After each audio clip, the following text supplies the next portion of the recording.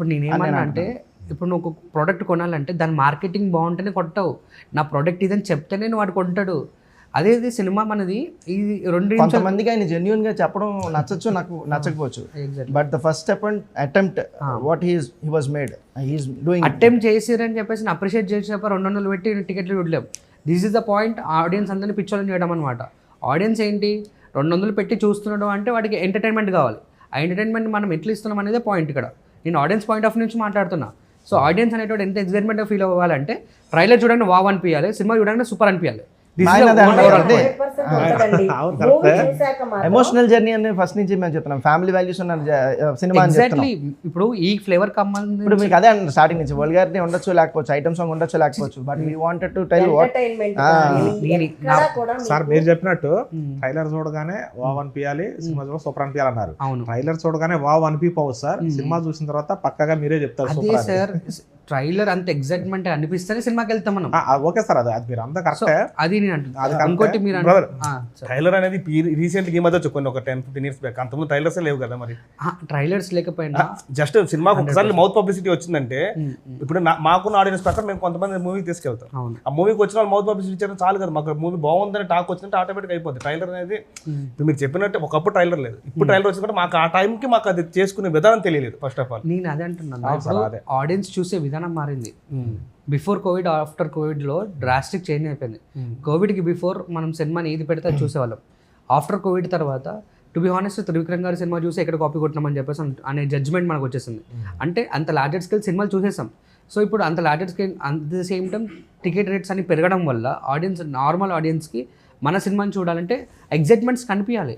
అది చిన్న సినిమా పెద్ద సినిమా అని అంటలేను. సినిమా సబ్జెక్ట్ గురించి మాట్లాడుతున్నా. అది వల్గరా నాల్ వర్గరా అంటలేను. కాదు శేఖర్ కమల్ గారి సినిమా ఉంది, ఆయన కైండ్ ఆఫ్ నేరేటివ్ వేరే డిఫరెంట్ గా ఉంటుంది. 100% అసలు ప్యూరెస్ట్ ఫామ్ అంటే అదొక న్యాచురల్ వే అన్నమాట. అవును, నాకు చాలా ఇష్టం. వేణు ఉడుగుల అనే డైరెక్టర్ మొన్న ఆయన సినిమా తీశారు, రానా అదీనా విరాట్ పర్వం. ఆయన ఏ పాయింట్ ఆఫ్ వ్యూ నుంచి చూపించారు? Sai Pallavi point of view నుంచి చూపించారు. అవును, తన కథని.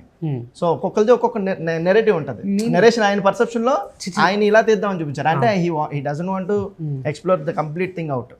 కంప్లీట్ గా బయటకి ఎగ్జిబిట్ చేయాలని రూల్ లేదు. ఇప్పుడు ట్రైలర్, ఇప్పుడు మొన్న రిలీజ్ అయిన అకౌంట్ సినిమా ఉంది, ఆ సినిమా ట్రైలర్ చూస్తే మాకు కథ అర్థం అయిపోయింది. But he doesn't want to reveal the story out until and unless అది రిలీజ్ అయితే తర్వాత రోజు you will definitely see many of the people. నేను సినిమా ట్రైలర్ చూడడానికి సినిమా అర్థం కావట్లేదని నేను అంటలేనన్నా.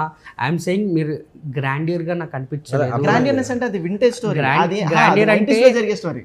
సరే అది మనం 90s లో తీసుకున్న సినిమా కదా, విజువల్ ఆబ్వియస్ గా అలాగే ఉండాలి. మీకు విజువల్స్ గ్రాండియర్ అంటే ఐఎమ్ సేయింగ్ ఉన్న బడ్జెట్ లో మేము తీసాం brother. It's not like me grandeurness కనపడడానికి బడ్జెట్ లో మేము తీసాం cinema.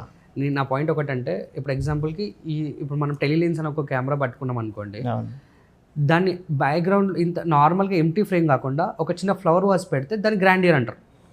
At the same time నాకు అంత చూసినప్పుడు ఆ సినిమాలో అంత గ్రాండియర్ అనిపించలేదు.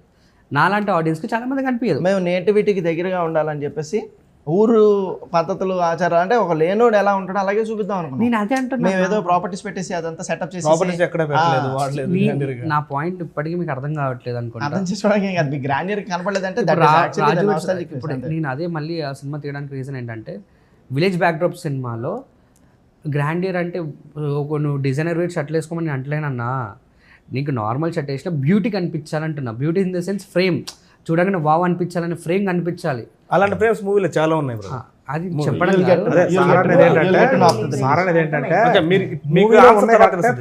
ట్రైలర్ చూసి కదా ఇదవుతారు. నేను ఇంటర్వ్యూ చేసిన పాయింట్ ఆఫ్ ఏంటి, నేను ట్రైలర్ చూసి ఇంటర్వ్యూ చేసిన. అవునా? ఇప్పుడు నేను ట్రైలర్ చూసి వేసిన. మీ సబ్జెక్ట్ ఏంటో నాకు తెలియదు. ఒక లవ్ స్టోరీ, ఆ లవ్ స్టోరీకి బిహైండ్ ద స్టోరీ కాలగమనం అని చెప్పేసి, అంటే టైం ల్యాప్స్ సంబంధించి ఒకప్పటి లవ్ స్టోరీ అని చెప్పేసి అంతే. నా బ్రెయిన్కి అంతే ఉంది. ఆ బ్రెయిన్లో నువ్వు ఎట్లా అడ్వాన్స్ బ్యూటీ యాడ్ చేసినావు అనుకో, అరే అని ఈ ఫ్రేమ్ చాలా బాగుందన్న చూస్తే అలా అని చెప్పేసి నేను అంటా. దానికి ఆయన డిఫెండ్ చేశాను అనుకో, నేను దానికి 100 చెప్తాను నేను ఆన్సర్లు. మీరు చెప్పిన దాంట్లో 5% నిజమై ఉండొచ్చు, కానీ ద రెస్ట్ 95% అర్థమైంది. అది నాకు అర్థమైంది. కాకపోతే నేనే ఒప్పుకున్నా ఫస్ట్ మీతో. ఏమంటున్నానంటే నేను సినిమాని ఏం చూపించాలి, మనం ఎట్లా తీసుకెళ్ళాలి, నేను ఏమి చెప్పాలనుకుంటున్నాను అనేది నేను అనుకున్న 10 times బాగా చెప్పాను సినిమాలో. కానీ నాకు ఎక్స్పీరియన్స్ లేకపోవడం, మొదటి సినిమా అవ్వటం, ప్లస్ ట్రైలర్ కమర్షియల్ కట్టింగ్ ఇవన్నీ ఇట్లా ఉండాలనేది నాకు అవగాహన లేకపోవడం వల్ల ట్రైలర్ కట్టు నేను అట్లా చేయలేకపోయా. ప్లస్ యాక్సెప్టెడ్ అన్న, ఎందుకంటే దిస్ ఈస్ జెన్యూన్ యాక్సెప్ట్. మేము నెక్స్ట్ టైం కూడా నేను ఎస్పెషల్లీ నేను పర్సనల్లీ చూస్తాను, అది సేమ్ నాకు నచ్చితే నేను 10 మందికి చెప్తాను. యాజ్ ఇన్ సేమ్ ఆడియన్గా నాకు చాలా ఇష్టం సినిమాలు అంటే. నేను డైలీ ఒక 2-3 సినిమాలు చూడని నిద్రపోను, డైలీ నైట్ కంపల్సరీ చూస్తాను. సో అలాంటి నేను ఒక ఆడియన్, ఒక సినిమా లవర్గా నేను చెప్తున్నా. మీ ఫస్ట్ ఎక్స్పీరియన్స్ అన్నారు కాబట్టి అబ్సల్యూట్లీ మేము యాక్సెప్ట్ చేస్తాం. నెక్స్ట్ సినిమాకి వచ్చినప్పుడు మీరే చేంజ్ చేసుకుంటారు అంటే వర్క్ స్టైల్ని కూడా. సో పార్ట్ ఫ్రమ్ మీకు అనిపించిన బ్యూటీ థింగ్ ఏంటన్న ఈ సినిమాలో? బ్యూటీ థింగ్ అంటే లవర్స్ వీళ్ళిద్దరూ ప్రేమికుల కాంబినేషన్లో ఉండే ఫ్రేమ్స్ కానీ డైలాగ్స్ కానీ అన్నీ కూడా చాలా బ్యూటీగా ఉంటాయండి. కొన్ని సీన్లు ఎక్స్ట్రా బ్యూటీ ఉంటాయి, ఇవి మళ్ళీ చూడాలనిపించేలాగా ఉంటాయి. కొన్ని అవి రివీల్ చేయకూడదు, కొన్ని అంటే లవ్ సీన్సే కొంచెం బ్యూటీ, చాలా బ్యూటీ అనిపిస్తాయి. ప్లస్ నేను కూడా చాలా బ్యూటీగా ఉంటానండి. మీకు తెలుసో తెలీదో, మీరు మూవీ చూడండి, అసలు ఇక్కడ ఉన్నది కాదండి, దీనికన్నా సూపర్, చాలా అందంగా ఉంటాను. అమ్మ నేను ఫస్ట్ వచ్చినప్పుడే ఐ అప్రిషియేట్ యూ మా, ఎందుకంటే ఎక్సలెంట్ బ్యూటీ. అసలు మేకప్ చేయించారండి ఈయన, మేకప్ మ్యాన్ ని పెట్టలేదు అంటే అర్థం చేసుకోండి.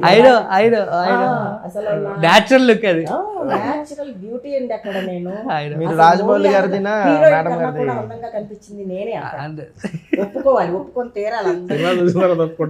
మీరు రాజమౌళి గారి, జబర్దస్త్ రాజమౌళి గారిది వీళ్ళిద్దరిది కాంబినేషన్ లో నవ్వుతారు, బాగా నవ్వుతారు. ఆ ట్రాక్ చూసిన, ఆ క్లిప్ చూసిన, వీళ్ళిద్దరి మధ్య ఫన్ డైలాగ్స్ తగ్గట్టే ఉంటాయి.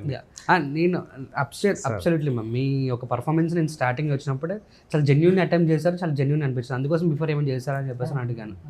ఎస్ సార్ అదే సార్, ఇంకా కంప్లీట్ విలేజ్ నేటివిటీతో ఉంటుంది సార్ మన మూవీ.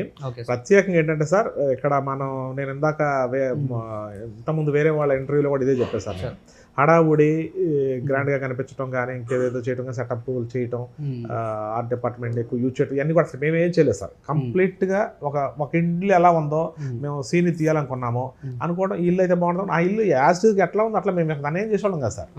యాసిడ్ కంప్లీట్ చాలా ప్యూర్గా ఉంటుంది సార్, ప్యూరిటీ ఉంటుంది మన మూవీలో. యాక్టింగ్ కూడా అందరూ కూడా చాలా ప్యూర్గా చేశారు.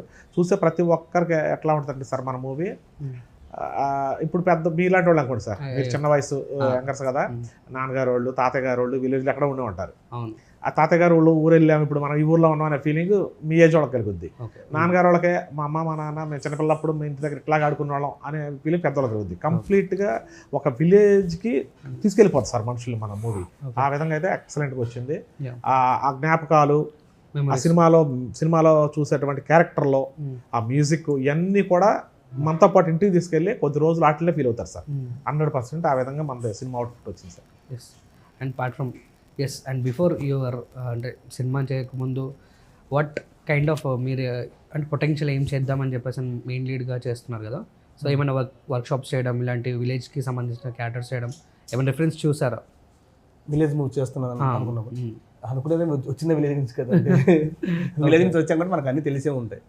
ఎలా ఉంటాం ఏంటని ఇప్పుడు మా ఫాదర్ వాళ్ళు అందరూ అక్కడ చిన్నప్పుడు చూసాం కదా, చుట్టుపక్కల ఎలా బిహేవ్ చేస్తారు ఏంటి అనేది. మేము కొంచెం బాగుండొచ్చు సిటీకి, కానీ చిన్నప్పుడు పెరిగిందంతా అక్కడే కదా, ఆల్మోస్ట్ అర్థమైపోద్ది.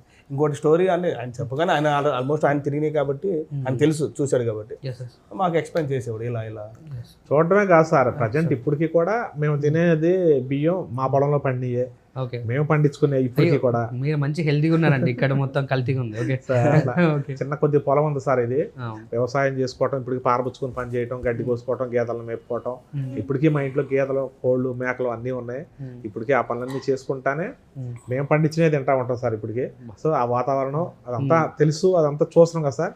కంప్లీట్గా న్యాచురల్ గా మూవీ తీసాం సార్, అద్భుతంగా వచ్చింది. లేదు సార్, అంటే ఇంత హెల్తీ ఇక్కడి కాలంలో అంతా మొత్తం కల్తీ సార్, హైదరాబాద్ మొత్తం కల్తీగా ఉంది. మీరు చాలా న్యాచురల్ ఫుడ్ తింటున్నారు, అది గొప్ప విషయం, చాలా ఆరోగ్యం చాలా బాగుంటుంది. ఎస్ అండ్ మార్కెటింగ్ వైజ్గా చూసుకుంటే ఏ ఓటీటీ ప్లాట్ఫామ్స్ ఏమైనా అప్రోచ్ అయ్యారా, లేకుంటే చూపించడం జరగడం? లేదు సార్, ఎవరిని అప్రోచ్ అవ్వలేదు సార్. సో తెలిసిన వాళ్ళు కొంతమంది ద్వారా వాళ్ళ దగ్గరికి వెళ్ళి వీళ్ళ దగ్గరికి వెళ్ళండి, వాళ్ళ నెంబర్ ఇస్తాం, వీళ్ళ నెంబర్ ఇస్తాం, కొంతమంది నెంబర్లు ఇచ్చారు, కొన్ని ఓటీటీ వాళ్ళు ఇచ్చారు. మనం ఫోన్ చేస్తే వాళ్ళు సరిగ్గా రెస్పాండ్ అవ్వడం కానీ సమాధానం సరిగ్గా ఉండటం లేదు. ప్లస్ ఇక మేము తిరిగి వదిలేసాం సార్. ఇక మనం సినిమా రిలీజ్ అయిన తర్వాత వాళ్ళు వస్తే నాకు 100% మా అందరి నమ్మకం అదే సార్. సినిమా రిలీజ్ అయిన తర్వాత ఇది ఆడియన్స్ని ఎలాగలాగా రాబట్టుకుంటే ఒక రోజు 2 రోజు సినిమా థియేటర్కి రప్పించుకోగలిగితే వీళ్ళే 100 మంది చెప్తారు సార్ ఖచ్చితంగా. ఒక మంచి సినిమా చూసాం, చాలా బాగుంది సినిమా, బాగా తీశారని చెప్తారు. అప్పుడు ఖచ్చితంగా మన సినిమా వైపు అందరూ చూసే పరిస్థితి అయితే వచ్చింది అని నమ్మకం పెట్టుకొని ఈ ఒక్క థాట్తోనే ఉన్నాం సార్. అదే మెయిన్ ధైర్యం సార్. మాకు పెద్ద టాస్క్ అదే అండి, థియేటర్ తీసుకొని రావాలి ఆడియన్స్. ఆడియన్స్ రావాలంటే ఎందుకంటే different ways. ఇందాక మీరు అన్నారు అంత కొత్త వాళ్ళం కాబట్టి. ఇప్పుడు మన ప్రభాస్ గారు, అల్లు అర్జున్, రామ్ చరణ్ వీళ్ళ మూవీస్ అయితే నైట్ వెళ్ళి పడుకుంటారు మార్నింగ్ షో అంటే. అవును ఇప్పుడు మన కోసం ఎవరో వాడు అంటారు అవును థియేటర్ చెప్పడానికి మన బంధువులే వెళ్ళరు అవును మాక్సిమం. అవును 100%. అది మనం ఏదో విధంగా తీసుకెళ్ళగలిగితే చాలు. మాకు అదే హోప్ ఉంది, ఒకసారి తీసుకెళ్తే టాక్ రేట్ బాగుంటుంది. అంటే ఐఎమ్ సెయింగ్ సీరియస్గా చెప్తున్నాను, సినిమా బాగుంటే మనము ఇప్పటి లేటెస్ట్గా వచ్చిన తమిళ సినిమాలు డబ్బింగ్ అయిన తెలుగులో చాలా హిట్ అయినాయి. ఇట్స్ లైక్ ఎగ్జాంపుల్ ప్రేమలు కానీ, ఎగ్జాంపుల్ చాలా సినిమాలు చూసుకుంటే అదే సేమ్ డ్రాగన్ ఇలాంటి సినిమాలు, తమిళ సినిమాలు, కన్నడ సినిమాలు కూడా మనం చాలా ఆదరించారు తెలుగు ఆడియన్స్. సినిమా కంటెంట్ బాగుంటే డెఫినెట్గా ఆదరిస్తారు. That is the main asset మనకి, అంటే చిన్న సినిమాలకి. అండ్ ఇక్కడ ఉన్న మొత్తం 90% ఏదైతే ఇండస్ట్రీని బతికిస్తున్నారో అంత 90% అందరూ కూడా చిన్న సినిమాలు బతికిస్తున్నాయి. అంటే genuine my bottom my heart. Correct.